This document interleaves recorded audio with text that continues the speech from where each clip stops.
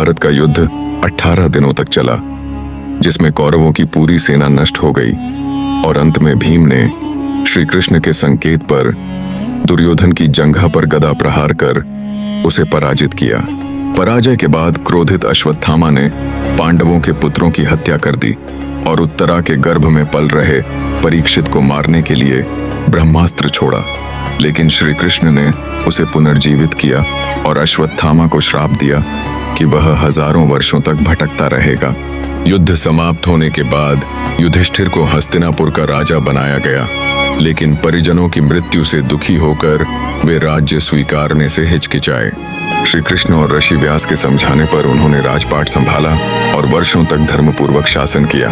33 वर्षों बाद यादव वंश आपसी कलह में नष्ट हो गया और अंततः एक शिकारी के तीर से श्री कृष्ण ने अपना पार्थिव शरीर त्याग दिया। इसके बाद पांडवों ने भी राज्य छोड़कर स्वर्गारोहण की यात्रा की।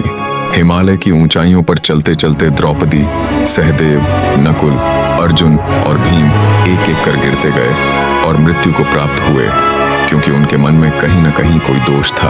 अंत में केवल युधिष्ठिर जीवित बचे और उनके साथ एक कुत्ता था। स्वर्ग द्वार पर इंद्र ने युधिष्ठिर को कुत्ते को छोड़ने के लिए कहा, लेकिन उन्होंने धर्म के मार्ग पर चलते हुए ऐसा करने से इनकार कर दिया।